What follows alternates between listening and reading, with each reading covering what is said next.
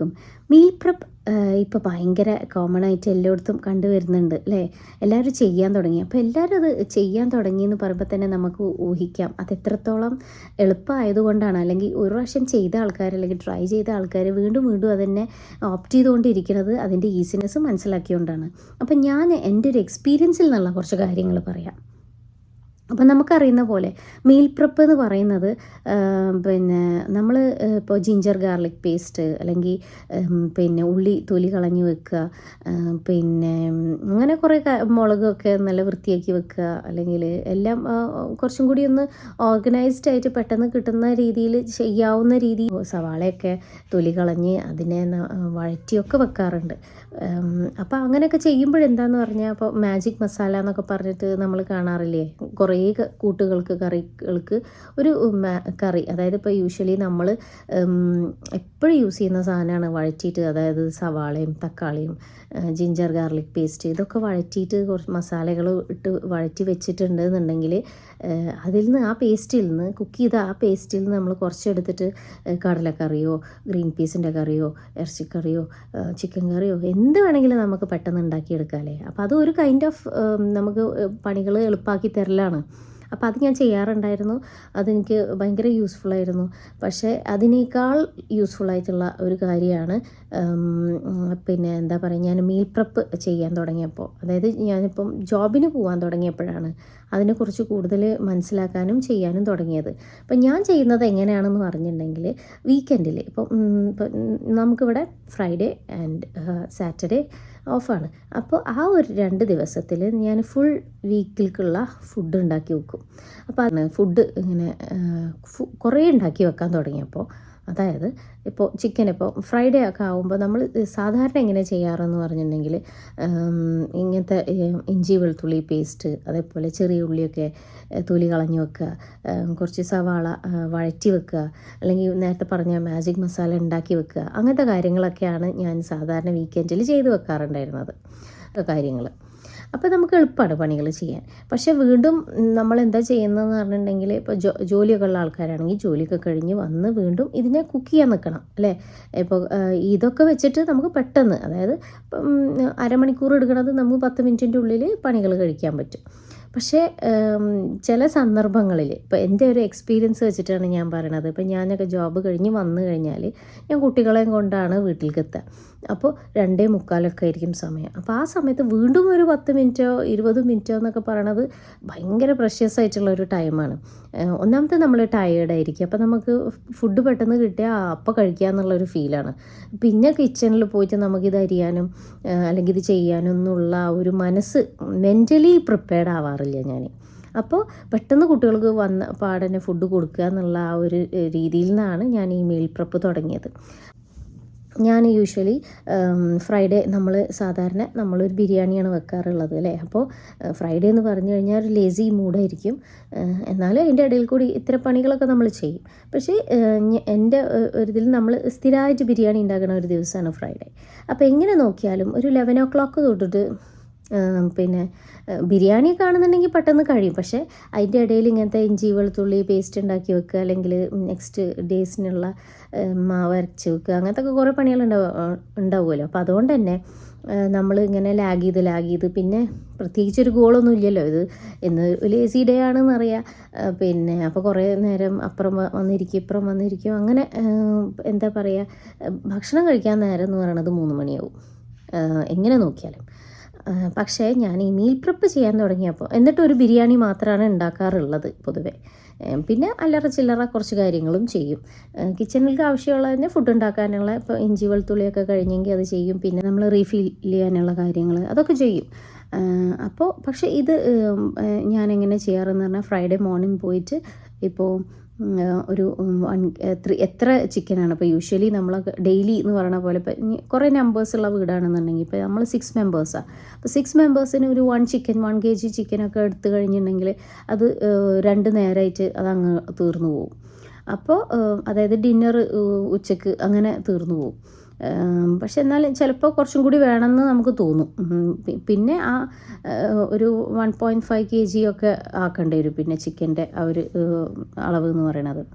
അപ്പോൾ അങ്ങനെയാണ് നമ്മളെ ഡെയിലി എന്ന് പറഞ്ഞ രീതിയിൽ നമ്മളങ്ങനെ ചിക്കനും മീറ്റൊക്കെ കഴിക്കുന്ന ആയതുകൊണ്ടാട്ടോ ഞാൻ പറയണത്. കാരണം ഇത്ര ഉണ്ടാക്കിയാൽ പോലും ആൾക്കാർ കൂടുതലുള്ള കാരണം നമ്മൾ വളരെ കുറച്ചാണ് ക്വാണ്ടിറ്റി കഴിക്കുകയുള്ളൂ. അപ്പോൾ അങ്ങനെ ഒരു ദിവസം നമ്മൾ ഒരു ചിക്കൻ ഉണ്ടാക്കുമ്പോഴും എൻ്റെ മെയിൻ പ്രോബ്ലം എന്താണെന്ന് പറഞ്ഞാൽ എനിക്ക് ക്ലീനിങ് ആണ് ഭയങ്കര ബുദ്ധിമുട്ട്. അതായത് കുറേ ടൈം കൺസ്യൂമിങ് എനിക്ക് ക്ലീനിങ് ആണ്. കുക്കിംഗ് എനിക്ക് വളരെ എളുപ്പത്തിൽ ചെയ്യാൻ പറ്റുന്ന ഒരു കാര്യമാണ്. പെട്ടെന്ന് പണികൾ തീരും. പക്ഷേ ക്ലീനിങ് ഞാൻ കുറേ ടൈം എടുത്തിട്ടാണ് പിന്നെ ഇത് ക്ലീൻ ചെയ്ത് ഇങ്ങനെ പിന്നെ അതിൽ കുറേ സമയം പോകും.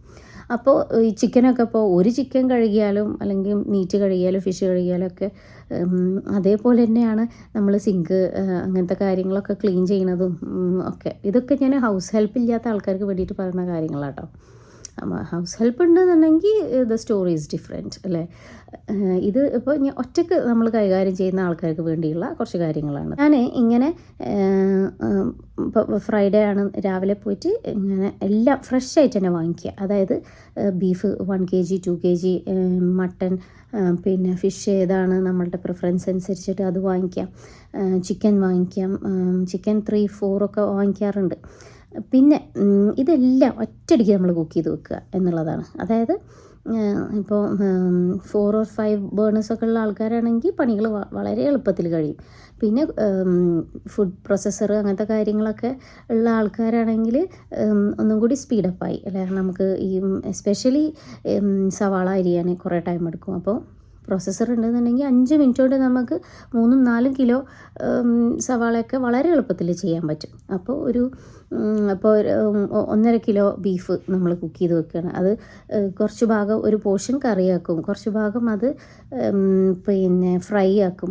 പിന്നെ ചിക്കൻ ഉണ്ടെന്നുണ്ടെങ്കിൽ ഒരു 3 kg ചിക്കൻ ഇപ്പം ചിക്കനൊക്കെ നമ്മളിങ്ങനെ ഓരോ ചിക്കൻ എന്ന് പറഞ്ഞിട്ടാണ് കട്ട് ചെയ്ത് മേടിക്കുക.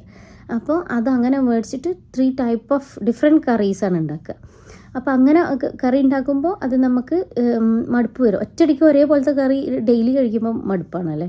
പക്ഷേ ഡിഫറെൻറ്റ് സ്റ്റൈലിൽ നമുക്ക് ഉണ്ടാക്കുമ്പോൾ അത് പിന്നെ മടുപ്പൊന്നും വരില്ലല്ലോ. പിന്നെ അതേപോലെ എന്താ പറയുക, പച്ചക്കറികളും എല്ലാം ഇതേപോലെ ചെയ്തെടുക്കുക കേട്ടോ. അപ്പോൾ ഞാൻ ചെയ്ത കുറച്ച് കാര്യങ്ങളൊക്കെ നിങ്ങളോട് പറയണമെന്നേ ഉള്ളൂ. അപ്പോൾ ഒരു ചിക്കന് ക്ലീൻ ചെയ്തിട്ട് പിന്നെ കുറച്ച് സമയം എടുക്കും. പക്ഷേ എന്നാലും ഞാൻ പറഞ്ഞല്ലോ എനിക്ക് ക്ലീനിങ് ആണ് ബുദ്ധിമുട്ടുള്ളത്. അപ്പോൾ അത് കഴിഞ്ഞിട്ടുള്ള പ്രോസസ്സാണ് ഭയങ്കര പണിയുള്ളത്, കുക്കിംഗ് കഴിഞ്ഞിട്ടുള്ളത്. അപ്പോൾ അതിന് ഞാൻ എന്താ പറയുക, ഡിഷ് വാഷർ യൂസ് ചെയ്യാറുണ്ട്. അതൊരു ഭയങ്കര ഒരു ലൈഫ് സേവർ എന്ന് തന്നെ പറയാം. അപ്പോൾ അത് വാങ്ങിക്കാത്ത ആൾക്കാരും പക്ഷേ അഫോർഡ് ചെയ്യാൻ പറ്റുന്ന ആൾക്കാരൊക്കെ ആണെങ്കിൽ അത് ഞാൻ എപ്പോഴും പറയുന്നൊരു കാര്യമാണ്, ഒരു ഡിഷ് വാഷർ നിങ്ങൾ വാങ്ങിക്കാൻ ശ്രമിക്കണം. പ്രത്യേകിച്ച് വർക്കിംഗ് മോമൊക്കെ ആണെന്നുണ്ടെങ്കിൽ. കാരണം വീട്ടിലത്തെ കാര്യങ്ങളും നമ്മൾ ജോലിയുടെ കാര്യങ്ങളും എല്ലാം ഒരുപോലെ കൊണ്ടുപോകാൻ ഭയങ്കര ഹെൽപ്പ് ചെയ്യുന്ന ഒരു മെഷീനാണ്. അപ്പോൾ ഈ കാര്യങ്ങളൊക്കെ പറഞ്ഞത്, ഒരു 5 കിലോ നമ്മൾ മീറ്റ് കുക്ക് ചെയ്യുമ്പോഴും അത് ചിക്കനും മീറ്റും ലിവറും മട്ടനും എല്ലാം ആയിക്കോട്ടെ, അതൊക്കെ നമുക്ക് ഒറ്റ സ്ട്രെച്ചിൽ നമുക്ക് ചെയ്ത് തീർക്കാൻ പറ്റും, ഒരേ സമയത്തിൻ്റെ ഉള്ളിൽ. അപ്പോൾ അങ്ങനെ ചെയ്തിട്ടുള്ള കുറച്ച് കാര്യങ്ങൾ ഞാൻ നിങ്ങളെ കാണിച്ചു തരാം. ഒരു ദിവസം ഞാൻ ഉണ്ടാക്കിയ ഒരു മീൽ പ്രപ്പ് കറീസാണ് ഇതൊക്കെ. അപ്പോൾ ഇങ്ങനെ കറികളാക്കിയിട്ട് ഉണ്ടാക്കി വെച്ചിട്ടുണ്ടെന്നുണ്ടെങ്കിൽ പിന്നെ നമുക്ക് കിച്ചണിൽ കയറി പണിയെടുക്കേണ്ട കാര്യമില്ല. അതാണ് ഒരു വലിയ ഒരു ഇതെന്ന് പറയണത്. വീണ്ടും നമ്മൾ ഉള്ളി അരിയാനും പിന്നെ ഇത് വഴറ്റാനും കുക്ക് ചെയ്യാനും ടൈം സ്പെൻഡ് ചെയ്യാനും ഒന്നും നിൽക്കണ്ട. അത് ജസ്റ്റ് ഒരു ബോക്സ് എടുക്കുക, അതിനെ ഫ്രോസ്റ്റ് ചെയ്യുക, കഴിക്കുക.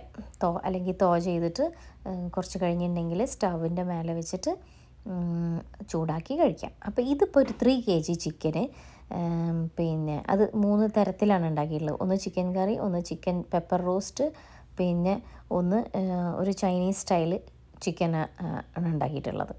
പിന്നെ ഒരു 1/2 kg ലിവറുണ്ട്. പിന്നെ ഒരു 1 kg ചിക്കൻ കറി, 2 kg ചിക്കൻ ഫ്രൈ. അപ്പോൾ ഇത്രയും സംഭവങ്ങൾ ഒരു 11:30ക്ക് ഞാൻ നിന്നിട്ട് കിച്ചണിൽ കയറിയിട്ട് 2:30 ആയപ്പോൾ ഫുൾ പിന്നെ ക്ലീനിങ് അടക്കം. അപ്പോൾ കുക്കിംഗ് വേഗം കഴിയും, പക്ഷെ എനിക്ക് ക്ലീനിങ് കുറച്ച് സമയം എടുക്കണോണ്ട് അതും സമയം പോകും. പക്ഷേ ഇതെല്ലാം ഇപ്പോൾ ഇത്രയും സംഭവങ്ങൾ, ഇപ്പോൾ ഇതൊരു 5.5 kg സംഭവമുണ്ട്. പക്ഷേ നമ്മൾ അത്രയും സംഭവം ഒറ്റയടിക്ക് നമുക്ക് ഒരു ദിവസമാണ് നമ്മൾ ചെയ്തു വെക്കുന്നത്. അപ്പം പിന്നെ പിറ്റേ ദിവസമൊന്നും നമുക്ക് ഇതിനെപ്പറ്റി ബോദർ ചെയ്യുകയേ വേണ്ട. അപ്പോൾ ഭയങ്കര എനിക്ക് ഭയങ്കര ഹെൽപ്ഫുള്ളായിട്ട് തോന്നിയിട്ടുണ്ട് ഇങ്ങനെ ചെയ്ത് വെക്കുമ്പോൾ. എന്നിട്ട് എപ്പോഴും നമ്മൾ ഗ്ലാസ് ബോക്സസിലാക്കിയിട്ട് നല്ല എയർ ടൈറ്റ് കണ്ടെയ്നേഴ്സിൽ വെക്കാൻ ശ്രദ്ധിക്കുക, ഫ്രീസ് ചെയ്യാൻ ശ്രദ്ധിക്കുക. പിന്നെ വേണമെന്നുണ്ടെങ്കിൽ ലേബൽ ചെയ്യാം.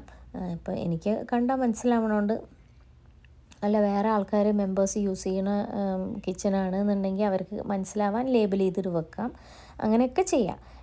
അപ്പോൾ പിന്നെ ഭയങ്കര പണി എളുപ്പമാക്കി തരുന്ന ഒരു കാര്യമാണത്. പിന്നെ നമുക്ക് ഇതിൻ്റെ ഇടയിൽ ഇപ്പോൾ ഇത് ഫ്രൈഡേ ഉണ്ടാക്കുകയാണെന്നുണ്ടെങ്കിൽ സാറ്റർഡേ ഞാൻ കുറച്ച് വെജിൻ്റെ സംഭവങ്ങളൊക്കെ ഉണ്ടാക്കിയേക്കും. അതായത് ഇപ്പോൾ നമ്മൾ സാധാരണ റൈസിന് കഴിക്കാനുള്ള ഉപ്പേരികൾ, അവിയൽ, പിന്നെ തക്കാളി ചട്നി, അങ്ങനത്തെ ഒക്കെ കാര്യങ്ങളുണ്ടല്ലോ, അതൊക്കെ ഉണ്ടാക്കി വെച്ചിട്ടുണ്ടെങ്കിൽ നമുക്ക് എളുപ്പമാണ്. ഈ പറയണ പോലെ അത് ഉണ്ടാവും. ലഞ്ച് ടൈമിൽ നമുക്കത് വേഗം ഇപ്പം ഉപ്പേരി.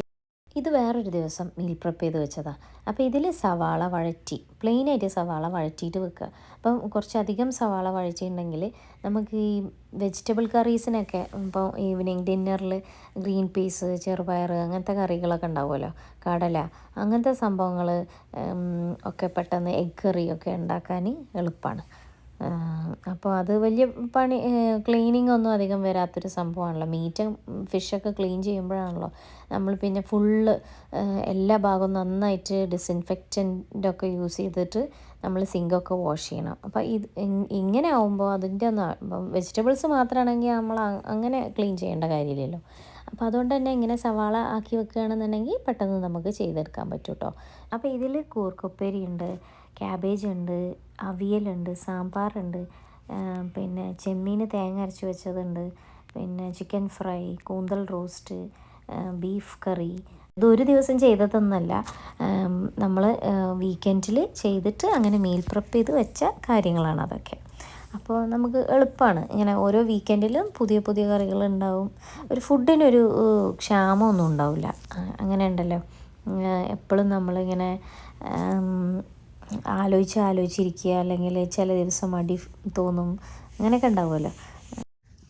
അപ്പോൾ നിങ്ങൾക്ക് ഞാൻ പറയണത് കുറച്ച് ആ ഫ്രൈഡേ ഇപ്പോൾ വീക്കെൻഡ് ഏത് ദിവസമാണ് നിങ്ങളിതിന് ഓപ്റ്റ് ചെയ്യണത്, ആ ഒരു ദിവസം കുറച്ച് നേരത്തെ ഒരു 11 മണി ആ ഒരു സമയത്തൊക്കെ നമ്മൾ പിന്നെ ഒന്ന് ഉഷാറായി. ശരിക്കും ഇപ്പോൾ ബിരിയാണിയൊക്കെ ഉണ്ടാക്കണമെങ്കിൽ 1 മണിക്കൂർ മതി നമുക്ക് ഉണ്ടാക്കാൻ. വളരെ പെട്ടെന്ന് നമുക്ക് കുക്ക് ചെയ്തിട്ട് വേഗം പണികൾ തീർക്കാൻ പറ്റുന്ന ഒരു കാര്യമാണ്.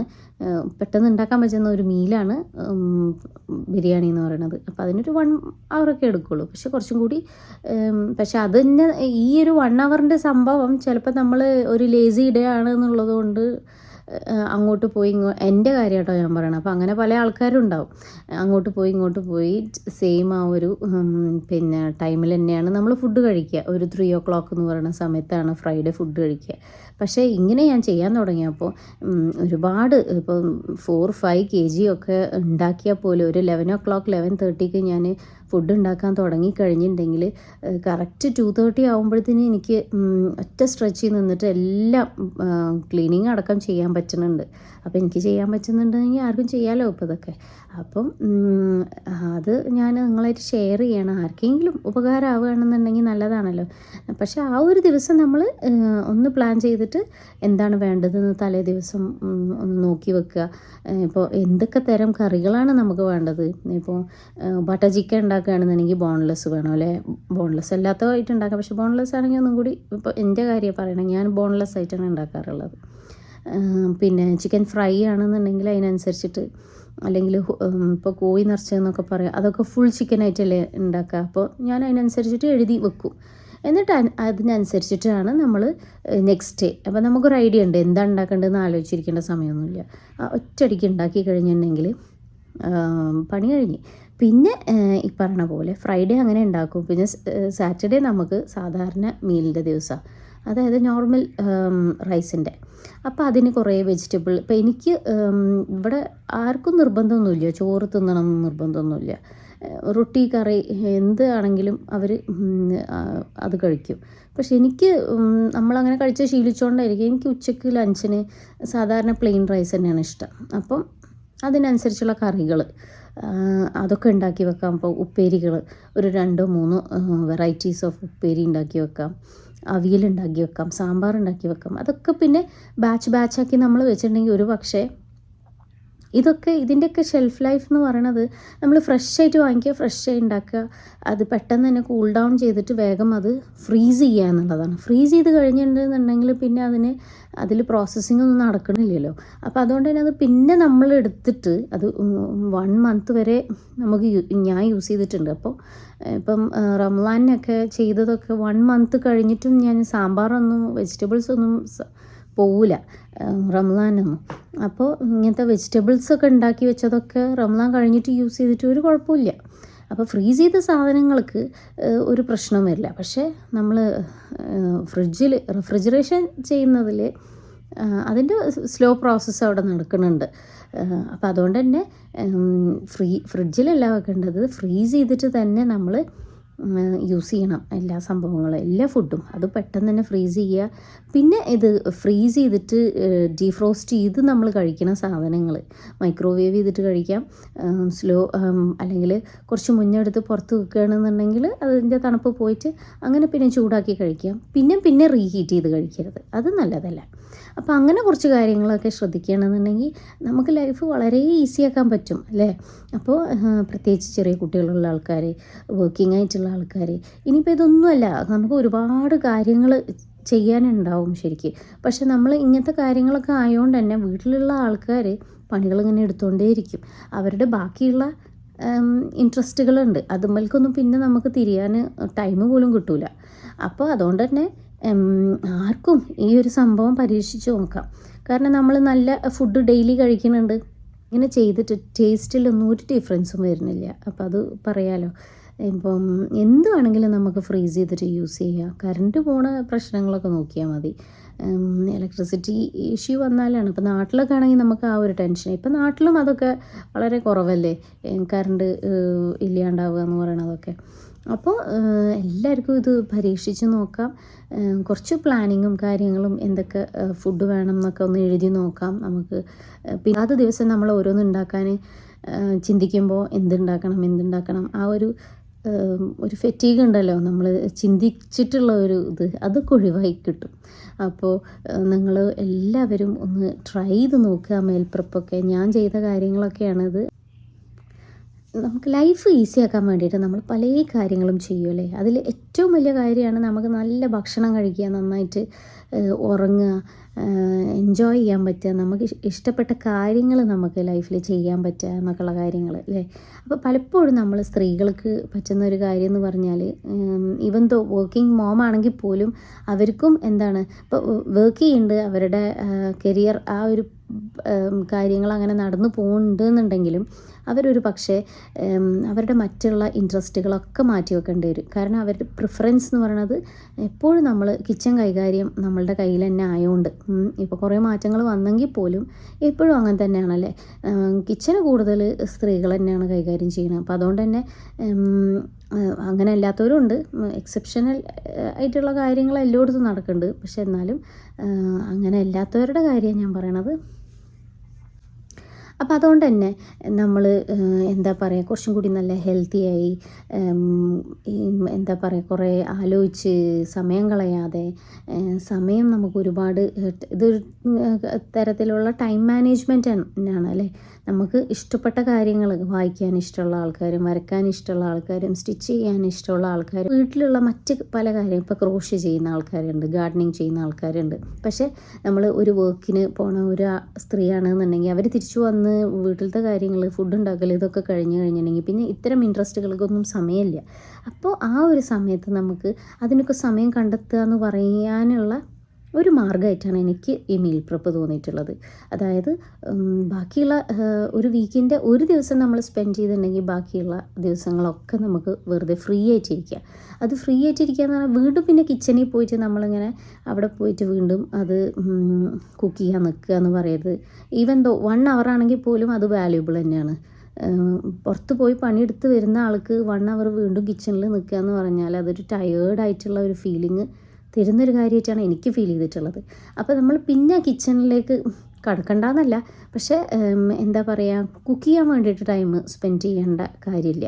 നമുക്ക് ബാച്ചാക്കിയിട്ട് ഉണ്ടാക്കി വെക്കുകയാണെന്നുണ്ടെങ്കിൽ അതാത് ദിവസത്തിനുള്ള അതാത് സമയത്തിനുള്ളത് ഓരോ ബാച്ച് എടുക്കുക, അത് പിന്നെ ഹീറ്റ് ചെയ്യുക, കഴിക്കുക, അത്രേ വേണ്ടുള്ളൂ. അപ്പോൾ നമുക്ക് വളരെ എളുപ്പമാണ്, ഭയങ്കര ഈസി ആയിട്ട് തോന്നും കാര്യങ്ങൾ. അപ്പോൾ പറയുമ്പോൾ അത് എക്സ്പീരിയൻസ് ഉള്ള ആൾക്കാർ എനിക്കറിയാം, അത് എന്തായാലും അവരത് തുടർന്നുകൊണ്ടേയിരിക്കും. അപ്പം ചെയ്യാത്ത ആൾക്കാരൊക്കെ ആണെന്നുണ്ടെങ്കിൽ ചെയ്ത് നോക്കുക.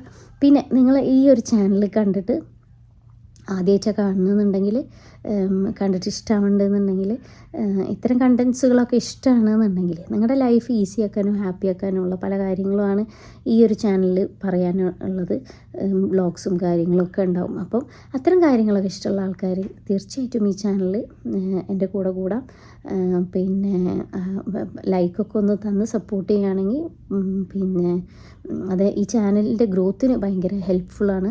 അപ്പോൾ നിങ്ങൾക്ക് ഇഷ്ടമാണെങ്കിൽ തീർച്ചയായിട്ടും ലൈക്ക് ചെയ്യാനും സബ്സ്ക്രൈബ് ചെയ്യാനും ഷെയർ ചെയ്ത് കൊടുക്കാനും, ഇതേപോലത്തെ ഇൻട്രസ്റ്റ് ഉള്ള ആൾക്കാർക്ക് അത് ഷെയർ ചെയ്ത് കൊടുക്കാനും നിങ്ങൾ മടിക്കരുത്. വീണ്ടും അടുത്ത വ്ളോഗിൽ കാണാം. Till then bye.